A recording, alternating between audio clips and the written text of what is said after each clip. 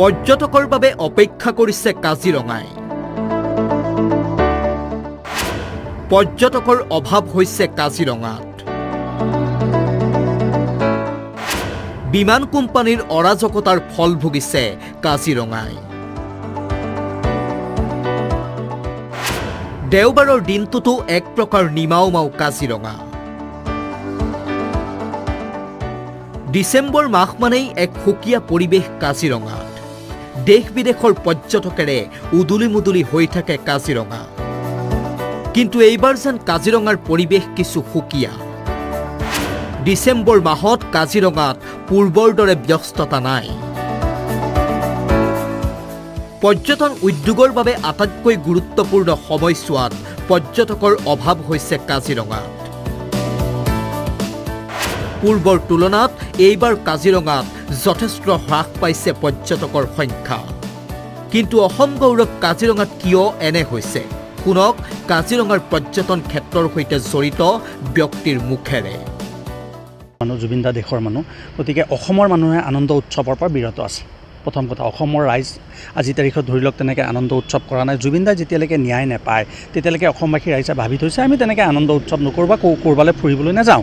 আৰু দ্বিতীয়তে চাওক, আপোনালোকে হয়তো জ্ঞাত যে আজি বিমান কোম্পানীৰ মালিকসকল বা চৰকাৰৰ কিছু ভুল বুজাবুজিৰ বাবে আজি বিমানখিনি আহিব পৰা নাই। যথেষ্ট পৰ্যটক বুকিং আছিলে, আমি গম পাইছোঁ হোটেল ৰিজৰ্টবোৰত তেওঁলোকৰ বুকিংখিনি কেঞ্চেল হৈছে। আৰু এই সমস্যাটো মোটামুটি আৰু 5-6 দিন আমি যিমান অনুমান কৰিব পাৰিছোঁ 5-6 দিন লাগিব ধৰি লওক।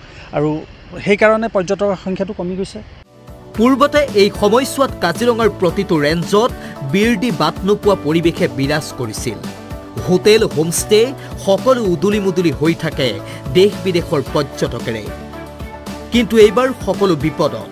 পৰ্যটকৰ অভাৱত হোটেল হোমষ্টে জীপ চাফাৰী সকলোতে কেৱল মন্দাৱস্থা।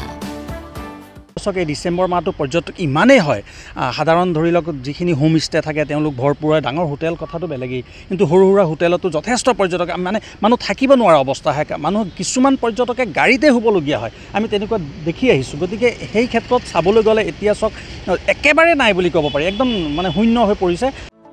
কাজিৰঙাৰ এই বিষয় এতিয়া ৰাজ্যৰ পৰ্যটন উদ্যোগৰ বাবে উদ্বেগজনক হৈ পৰিছে।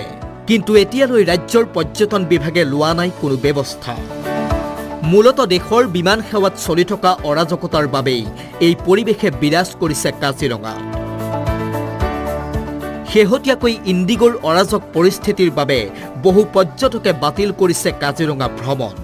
বাতিল কৰিছে পূৰ্বতে কৰি থোৱা হোটেল জীপ চাফাৰী বুকিং। এতিয়া সকলোৱে আশা কৰিছে অতি সোনকালেই কাজিৰঙালৈ ঘূৰি আহক পূৰ্বৰ সেই পৰিৱেশ। উদুলি মুদুলি হৈ থাকক দেশ বিদেশৰ পৰ্যটকেৰে অসম গৌৰৱ কাজিৰঙা। কাজিৰঙাৰ পৰা পীয়ুষ দাস, আসাম টক্স।